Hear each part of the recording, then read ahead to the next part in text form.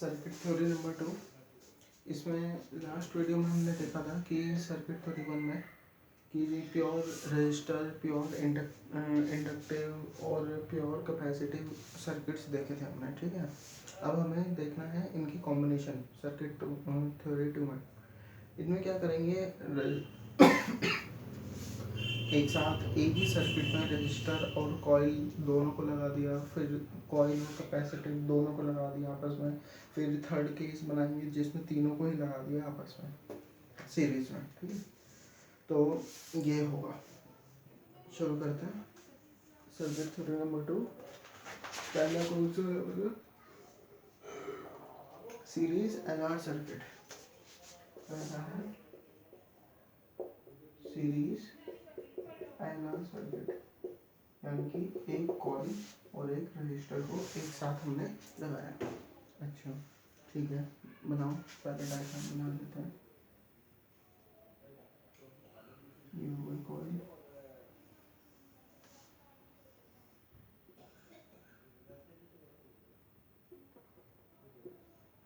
ठीक है।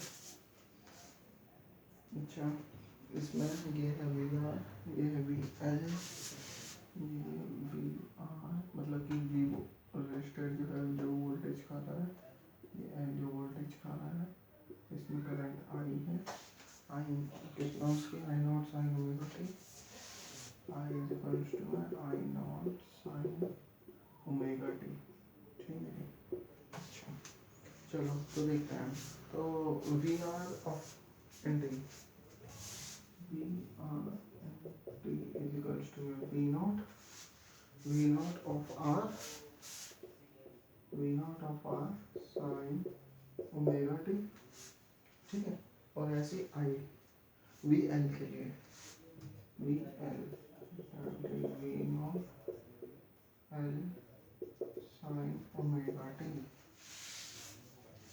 Sign omega t plus में पाई बाय 2। जरा एक बात बताओ, फर्स्ट उसमें थ्योरी नंबर 1 में हमने देखा था कि जब खाली रजिस्टर लगाया हुआ था, जब खाली रजिस्टर लगाया हुआ था तो मेरा वोल्टेज और करंट दोनों सेम डायरेक्शन में था कि नहीं। मेरा रजिस्टर के केस में वोल्टेज और करंट दोनों ही एक ही डायरेक्शन में थे, ये दोनों, लेकिन ठीक है। और इसमें कॉइल वाले केस में, इंडक्टिव वाले केस में क्या था कि करंट लैग कर रहा था 90 डिग्री से, यानी कि मेरा कुछ ऐसा बन रहा था, ये आई वी 90 ज़्यादा जा रहा था, वी 90 ज़्यादा जा रहा था। अब इन दोनों को मैंने एक ही सर्किट में ले आया हूँ, इन दोनों ही चीज़ों को मैं एक ही सर्किट में ले आया हूँ, तो अब क्या होगा, खाली इकलौता ये था तो ये कह रहा था दोनों साथ में मिलके चलते हैं, ये खाली ये था तो ये कह रहा था कि मैं आगे चलूँगा। अब इन दोनों को एक साथ ले आया तो कोई बीच का रास्ता निकालना पड़ेगा, ये कहेगा दोनों साथ में चलो, ये कहेगा मैं आगे चलूँ, तो कुछ बीच का रास्ता निकलेगा, ठीक है। तो वो क्या निकलेगा और कैसे निकलेगा वो अब हमें देखना है। यहाँ पे देखो वी आर मतलब कि ये रेजिस्टेंस के लिए है, ठीक है, in time t, V naught R sine omega t, ठीक है। ये तो ठीक है, ये तो ठीक है, यही था। एल के लिए क्या था, एल वी, ये वोल्टेज की इक्वेशन में इंडक्टिव केस में, प्योर इंडक्टिव केस में वो 90 डिग्री आ गया, तो ये ओमेगा टी प्लस में पाई बाय 2 ये हो गया। अच्छा यहाँ तक समझ में आ गया हमारे। अब इन दोनों के हिसाब से दोनों की बात सुननी पड़ेगी, किसी एक को निगलेक्ट कर नहीं सकते कि हाँ वो कह रहा है कि चलो उसकी मान लेते हैं, दोनों साथ में चलते हैं, वो कह रहा है कि तुम आगे चलो तो तुम आगे चलो, नहीं। तो अब हमें क्या करना पड़ेगा, पहले तो इसका वो देखो, ये जो है न तेरी ना मेरी वाला काम वही होगा, बीच का रास्ता निकलेगा इनमें से, ठीक है। वी नॉट ऑफ एल बना दो, वी नॉट ऑफ एल वो 90 डिग्री जाता है, ठीक है। और यहाँ पे वी नॉट ऑफ आर बना दो, वी नॉट ऑफ आर, ठीक है। और आई उसका यहाँ आई ऑफ आर, ठीक है, आई चाहे खाली में लिख दो।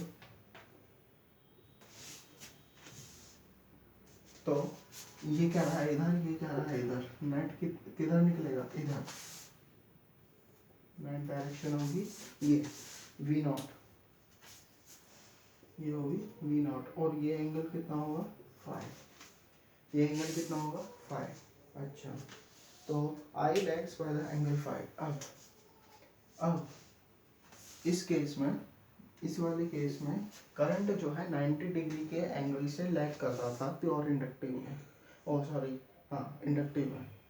लेकिन अब ये सब होने के बाद वो 90 डिग्री ना होके अब वो लैग करेगा कितना, लैग करेगा कितना, सिर्फ और सिर्फ 5 एंगल से, ठीक है, ज़्यादा नहीं करेगा, 90 नहीं करेगा, 90 से थोड़ा कम, थोड़ा कम, ठीक है।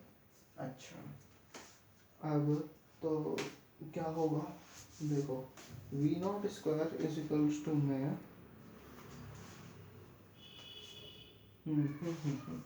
इसमें राइट पाइथागोरस थ्योरम लगा दो। इसमें हम पाइथागोरस थ्योरम लगाएंगे। ये मेरा हाइपोटेन्यूस आ जाएगा ना यहाँ पे, देखो हाँ, तो वी नॉट का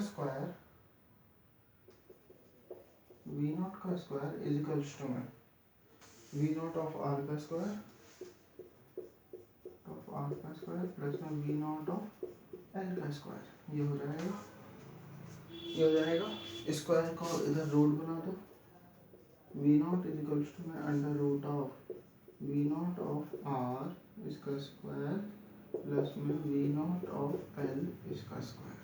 अच्छा, वी नॉट ऑफ आर कितना होगा, प्योर रेजिस्टिव वाले केस में चले जाओ, आर है ना, इस केस में चले जाओ, I naught is equals to v naught upon में आर था, आई वी नॉट कितना हो जाएगा, we naught is equals to I naught are हो जाएगा, हो जाएगा।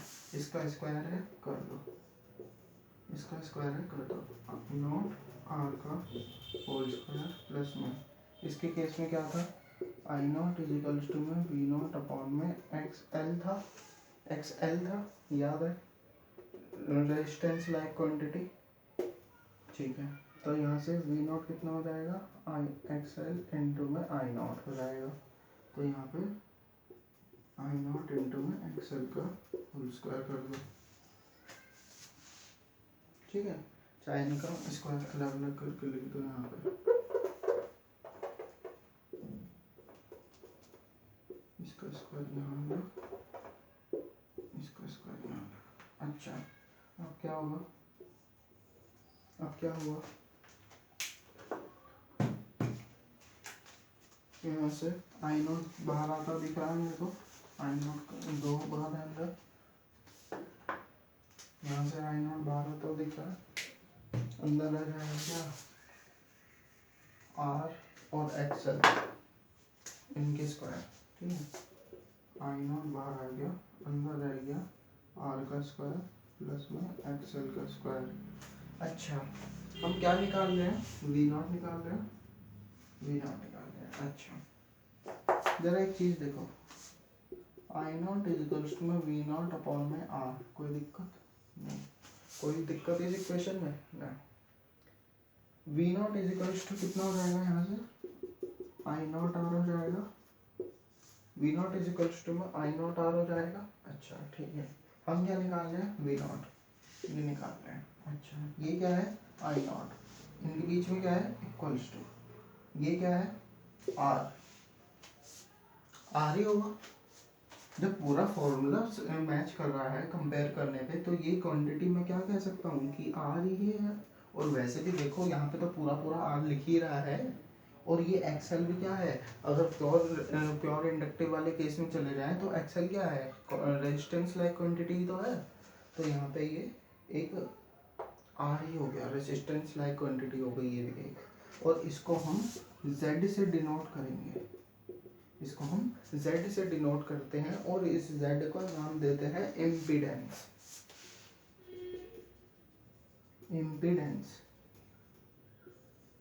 इस Z को हम नाम देते हैं क्या, इम्पीडेंस। अच्छा, तो यहाँ से मैं क्या कह सकता हूँ, डिफाइन दे रहा हूँ, लिखते हैं इसको, मिटा रहा हूँ,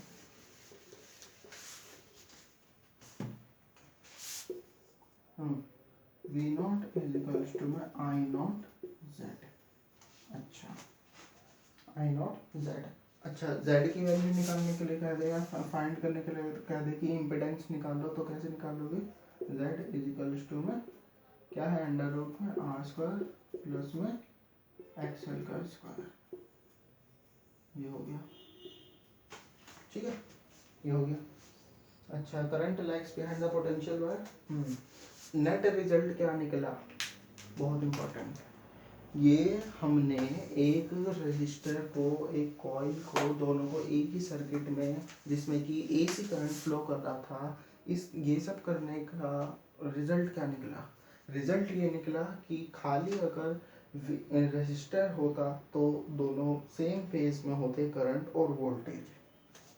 खाली अगर कॉइल होती तो करंट जो है लैग करता 90 डिग्री से वोल्टेज से, पोटेंशियल से, ठीक है। दोनों को साथ लाने से ये फायदा हुआ कि अब जो करंट जो पहले 90 डिग्री से लैग कर रहा था वो 90 ना होके थोड़ा कम हो गया। कितना हो गया? 5 पे हो गया। वो 590 से कम ही है, ठीक है। ये हुआ रिजल्ट हमारा, और यहाँ से हमें एक ये इक्वेशन मिल गई, यहाँ से z की ये वैल्यू मिल गई। और z क्या कहलाता है? इम्पीडेंस कहलाता है, ठीक है। और कुछ नहीं था इसमें, और कुछ नहीं था। पाइथागोरस लगाई थी, उसे सॉल्व करके ये आ गया, उसे सॉल्व करके आ गया। अच्छा ये भी मैंने क्या कहा, ये क्या है? रेजिस्टेंस लाइक क्वांटिटी है। भले उसका नाम हमने z दे दिया, फिर उसको इम्पीडेंस कह दिया, लेकिन इसकी यूनिट जो है ओम में ही होगी, है, क्योंकि ये एक रेजिस्टेंस लाइक क्वांटिटी। इसका ग्राफ हमने बना दिया है, चलो ये वाला भी देख लो, एक एक्सेल इसका और आर का इसके बीच में से निकलेगा z, इसके बीच में से निकलेगा z, और ये एंगल कितना है? फाई। एक ग्राफ ये हो गया। अब नेक्स्ट उसमें देखेंगे हम, नेक्स्ट अब उसमें देखेंगे सीरीज में लगाएंगे हम एक कॉइल, ओ सॉरी रेसिस्टर लगाएंगे, एक कैपेसिटर के साथ क्या लगाएंगे? सीआर सर्किट देखते हैं, एक कैपेसिटर और एक रेसिस्टर। रेसिस्टर को पहले कॉइल के साथ लगाएंगे, फिर दूसरे केस में रेसिस्टर को कैपेसिटर के साथ लगाएंगे, तीसरे केस में तीनों को एक साथ लगाएंगे, ठीक है।